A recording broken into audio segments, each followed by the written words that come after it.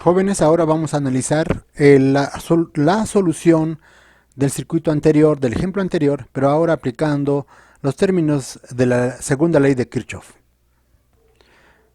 Tenemos los mismos datos, una resistencia 1 de 8 ohms, una resistencia 2 de 10, una resistencia 3 de 5 y una resistencia 3 de 6 ohms.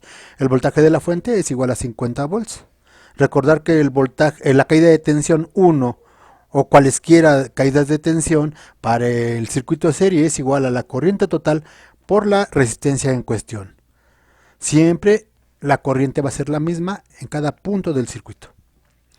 Si queremos resolver utilizando el planteamiento de la ley de la segunda ley de Kirchhoff, vamos a proceder de la siguiente manera. Resolviendo el problema anterior por método de mallas o aplicando la segunda ley de Kirchhoff. Primero, polarizamos el circuito. ¿A qué le llamamos polarizar? Primero que nada, sabemos que el símbolo de la fuente de voltaje de corriente directa es la raya más pequeña es negativa y la raya más grande es positiva. Número 2. Por convencionalismo se dice que la corriente en un circuito, sea cual sea, sale del polo positivo y regresa al polo negativo. Número 3. Utilizando la flecha que indica que hay una circulación de corriente y utilizando la punta de la flecha para polarizar, se procede de la siguiente manera. En donde entra la flecha al elemento, lo vamos a polarizar como positivo y en donde sale como negativo. Entra positivo, sale negativo. Entra positivo, sale negativo. Entra positivo y sale negativo. Y en la fuente, esta misma flecha va a entrar en el polo negativo. ¿De acuerdo? Porque es una circulación de corriente. Número 2.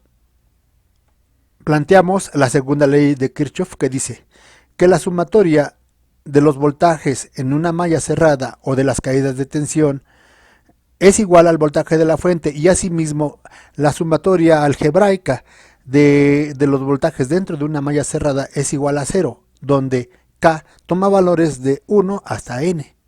¿Qué quiere decir de 1 hasta N? Que el valor de la fuente de voltaje puede ser cualquiera. En este caso ya lo sabemos, es de 50 volts. Por lo tanto, aplicando este principio de la segunda ley de Kirchhoff tenemos, y también aplicando la polaridad que ya había descrito hace un rato, tenemos que voltaje 1 o caída de tensión en la resistencia 1 es positiva porque entró por el polo positivo. Entonces, es positivo.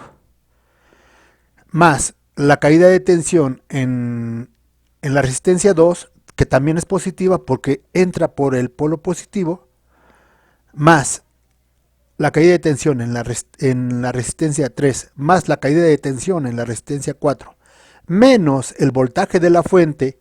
¿Por qué menos el voltaje de la fuente? Porque la flecha dio la vuelta y entró por el polo negativo. ¿Sí? Por lo tanto, este valor se toma como negativo. Es igual a 0. Estamos planteando la segunda ley de Kirchhoff. De acuerdo. Ahora, sustituyendo cada una de las caídas de tensión por la fórmula para calcularla según la ley de Ohm, tenemos que corriente total. ¿Por qué corriente total? Porque es una sola corriente. Por la resistencia 1. Este dato es este. Son equivalentes. Más la corriente total por la resistencia 2, más la corriente total por la resistencia 3, más la corriente total por la resistencia 4, menos el voltaje de la fuente, es igual a 0. Ya saben ustedes que esto equivale a esto, esto equivale a esto, y esto equivale a esto. Menos el voltaje de la fuente es igual a 0. Sustituyendo valores, sustituyendo.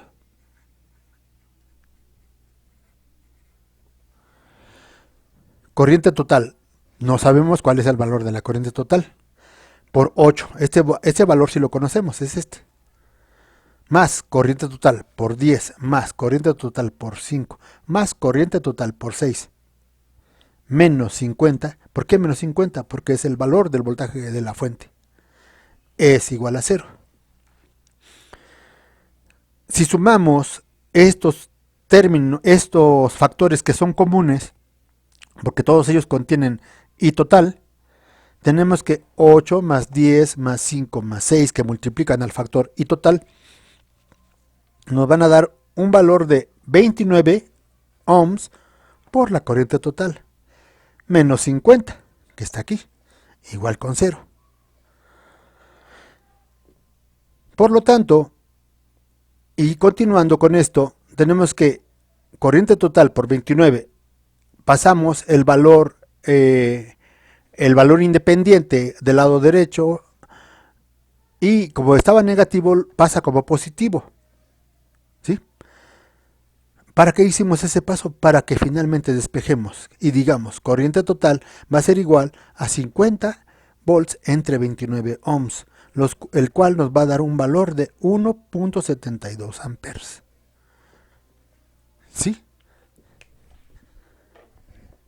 Si queremos comprobar que efectivamente la suma de las caídas de tensión son iguales al voltaje de la fuente, simplemente hay que sustituir el valor de la corriente total en este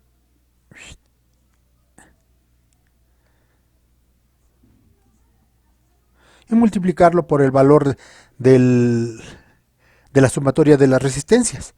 Y vamos a encontrar que más o menos va a ser 49.88 igual a 50 volts. Aquí también son volts, ¿sí? O sea, la sumatoria de las caídas de tensión va a ser igual al voltaje de la fuente.